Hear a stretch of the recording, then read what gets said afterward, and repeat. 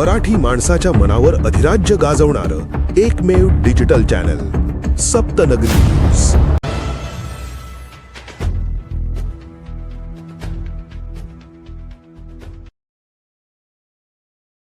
सध्याची स्थिती अतिशय नाजूक असून ऊर्जा पुरवठा साखळी आणि जीवनावश्यक वस्तूंच्या व्यवहारांवर सरकार लक्ष देऊन आहे. नागरिकांना इंधन, ऊर्जा आणि इतर महत्त्वाच्या वस्तूंचा अखंड पुरवठा व्हावा यासाठी सरकार आवश्यक ती पावलं उचलतंय. आपत्कालीन आव्हानांना तोंड देण्यासाठी सरकार पूर्णपणे सज्ज असल्याची ग्वाही केंद्रीय पेट्रोलियम आणि नैसर्गिक वायूमंत्री हरदीप सिंग पुरी यांनी दिली. जागतिक अस्थैर्याच्या स्थितीमध्ये भारतानं नेहमीच संयमी भूमिका घेतली आहे आणि यापुढेही सक्रिय तसंच काळानुरूप निर्णय घेतले जातील असं ते म्हणाले.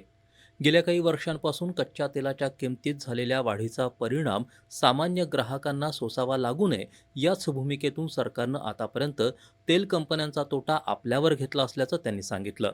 गेल्या एकाच महिन्यामध्ये आंतरराष्ट्रीय कच्च्या तेलाच्या किमतींनी $70 प्रति बॅरलवरून $122 एवढी वाढ नोंदवली आहे.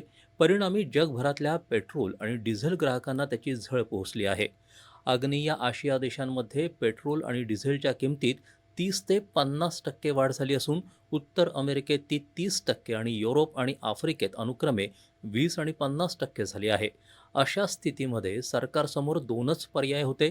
एकतर इतर देशांप्रमाणे त्यांच्या किमतीत वाढ करणं किंवा त्याचा आर्थिक तोटा स्वतः सहन करणं.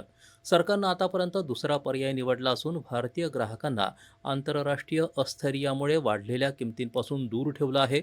रशिया युक्रेन संघर्षापासून म्हणजे 4 वर्षांपासून हीच स्थिती असून ग्राहकांच्या रक्षणाची कटिबद्धता सरकारनं पाळली आहे असं पुरी यांनी सांगितलं. सध्या आंतरराष्ट्रीय दोलायमान स्थितीमध्ये तेलाच्या किमती गगनाला भिडत असताना तेल कंपन्यांना होत असलेला प्रचंड तोटा सहन करून सरकारनं महसुली करात प्रचंड कपात केली आहे.